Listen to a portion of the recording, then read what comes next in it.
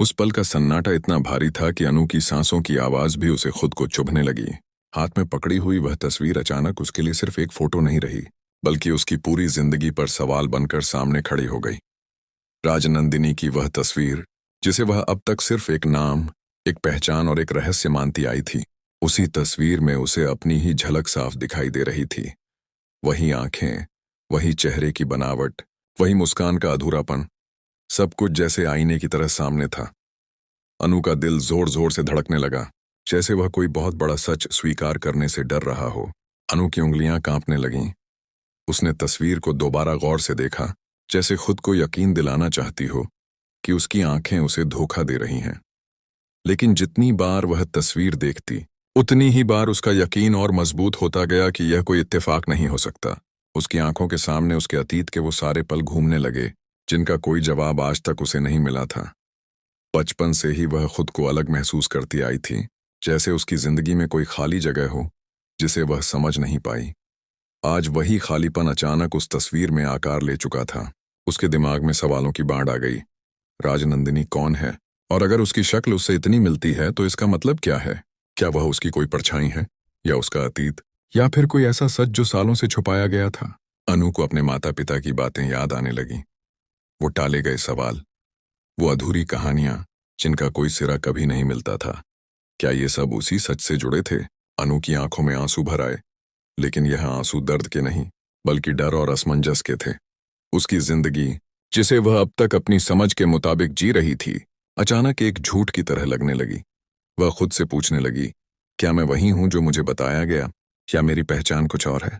तस्वीर में राजनंदिनी की आंखों में जो गहराई थी, वही गहराई अनु ने कई बार अपनी आंखों में महसूस की थी, लेकिन कभी उसका मतलब नहीं समझ पाई थी। कमरे की दीवारें उसे सिमटती हुई महसूस होने लगीं। उसे लगा जैसे यह सच अगर पूरी तरह सामने आ गया तो उसकी पूरी दुनिया बिखर जाएगी। फिर भी मन के किसी कोने में एक अजीब सी तसल्ली भी थी, शायद अब उसके सवालों के जवाब मिलने वाले थे। अनु के दिल में डर और उम्मीद दोनों साथ साथ जन्म ले रहे थे। वह जानती थी कि इस तस्वीर के बाद उसकी जिंदगी पहले जैसी नहीं रह सकती। उसे याद आया कि कैसे कई बार लोग उसे देखकर रुक जाते थे, जैसे कुछ कहना चाहते हों लेकिन कह नहीं पाते। कैसे कुछ नाम सुनते ही उसके दिल में अजीब सी हलचल होने लगती थी। क्या राजनंदिनी वही नाम था जो उसकी तकदीर से जुड़ा हुआ था? अनु ने तस्वीर को अपने सीने से लगा लिया, जैसे उस सच्चाई को महसूस करना चाहती हो जो अब तक उससे छुपी रही। उस पल अनु सिर्फ हैरान नहीं थी, वह टूट रही थी, बदल रही थी और खुद को दोबारा पहचानने की कोशिश कर रही थी।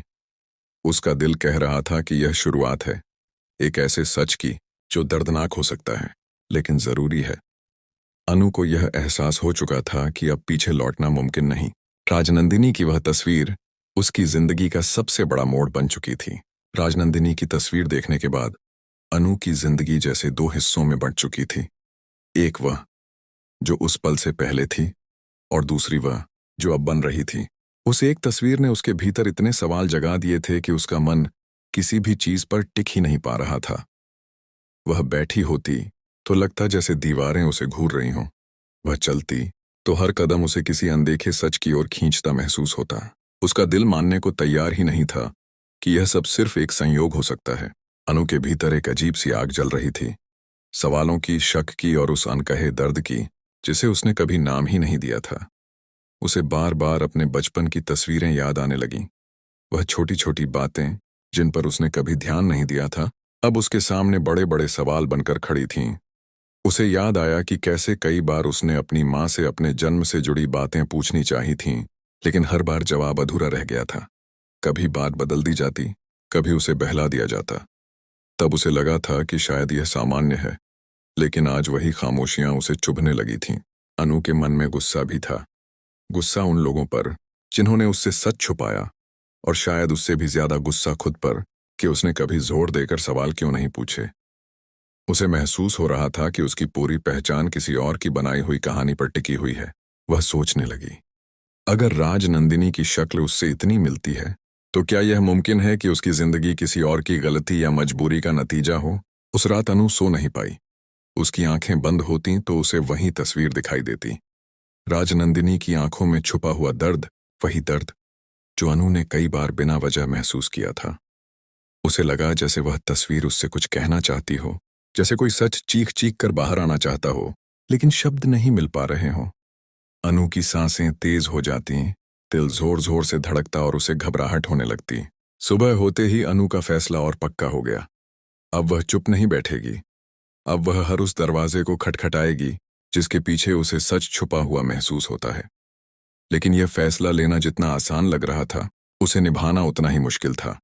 उसे डर भी लग रहा था। अगर सच सामने आया तो क्या वह उसे सह पाएगी? क्या वह अपने रिश्तों को उसी नज़र से देख पाएगी जैसे अब तक देखती आई थी? अनु की सबसे बड़ी परेशानी यह थी कि वह समझ नहीं पा रही थी कि शुरुआत कहाँ से करे, किससे सवाल पूछे, किस पर भरोसा करे। हर चेहरा उसे शक की नज़र से देखने पर मजबूर कर रहा था। उसे लग रहा था जैसे हर कोई कुछ जानता है, लेकिन कोई भी कुछ बताना नहीं चाहता। यह एहसास उसके लिए सबसे ज्यादा तकलीफदेह था कि वह अपनी ही जिंदगी में एक अजनबी बन चुकी थी। उसे अपने पिता की सख्त चुप्पी याद आई, उनकी आंखों में छुपा हुआ बोझ जो कभी कभी बिना वजह झलक जाता था। क्या वह भी इस सच का हिस्सा थे? और उसकी माँ, जिसकी आंखों में प्यार के साथ साथ डर भी हमेशा दिखता था, क्या वह डर इसी सच से जुड़ा था? अनु का दिल भारी हो गया। उसे एहसास हुआ कि यह सिर्फ उसकी कहानी नहीं है, बल्कि उन सबकी कहानी है जो उससे जुड़े हुए हैं। अनु ने महसूस किया कि उसके भीतर एक नई ताकत जन्म ले रही है। वही लड़की जो कभी हालात से समझौता कर लेती थी, अब सवाल करने लगी थी। उसके भीतर का डर धीरे धीरे गुस्से में बदल रहा था, लेकिन यह गुस्सा सच के बिल्कुल सामने खड़े होना सबसे मुश्किल होता है। अनु अब उसी मोड़ पर थी जहां पीछे लौटना मुमकिन नहीं था और आगे बढ़ना दर्द से भरा हुआ लग रहा था। राजनंदिनी की तस्वीर अब सिर्फ एक तस्वीर नहीं रही थी, बल्कि वह आईना बन चुकी थी जिसमें अनु अपनी असली पहचान देखने के लिए मजबूर थी। उसके भीतर का डर अब थक चुका था और उसकी जगह एक अजीब सी शांति ने ले ली थी, जैसे वह जान चुकी हो कि चाहे जो भी सामने आए वह उससे भागेगी नहीं। अनु ने तय कर लिया था कि वह अब खामोशी को ढाल बनाकर जीने वालों से सवाल करेगी। सबसे पहले उसने अपने घर को देखा, वही घर जिसे वह हमेशा अपना सबसे सुरक्षित स्थान मानती थी। आज वही दीवारें उसे बोझिल लग रही थीं। हर कमरा उसे कोई अधूरा किस्सा सुनाता हुआ महसूस हो रहा था। उसे लगा जैसे इस घर की हर ईंट में कोई न कोई राज छुपा हुआ है। उसने अपनी माँ के कमरे का दरवाजा खोला। माँ की आंखों में वही पुराना डर था जो अन्नू ने बचपन से देखा था, लेकिन आज उस डर में थकान भी थी। अनु ने बिना किसी भूमिका के सवाल किया, माँ, राजनंदिनी कौन है? यह नाम सुनते ही माँ के हाथ कांप गए। उनके चेहरे का रंग उड़ गया, जैसे किसी ने सालों पुराना जख्म फिर से कुरेद दिया हो। उस एक पल में अन्नू को अपने सारे सवालों के जवाब मिल गए, क्योंकि कुछ सवालों के जवाब शब्दों से नहीं, खामोशी से मिलते हैं। माँ ने कुछ कहना चाहा, लेकिन आवाज उनका साथ नहीं दे पाई। अनु का दिल टूट गया, लेकिन वह पीछे नहीं हटी। उसने तस्वीर आगे बढ़ाई और कहा, माँ, इसमें मैं क्यों दिखती हूँ? कमरे में सन्नाटा फैल गया। वह सन्नाटा इतना गहरा था कि उसमें बरसों का दर्द समाया हुआ था। माँ की आंखों से आंसू बहने लगे। वह आंसू सच की पहली बूंद थे। माँ ने कांपती हुई आवाज में बताया कि राजनंदिनी उनकी जिंदगी का वह हिस्सा थी जिसे वह भूलना चाहती थी, लेकिन भूल नहीं पाई। वह सिर्फ एक नाम नहीं थी, वह एक कहानी थी, एक गलती थी, एक मजबूरी थी। जैसे जैसे माँ बोलती गईं, अनु को एहसास होता गया कि उसकी जिंदगी किसी और के फैसलों का नतीजा थी। अनु को पता चला कि राजनंदिनी और उसकी जिंदगी एक ही धागे से जुड़ी हुई थीं।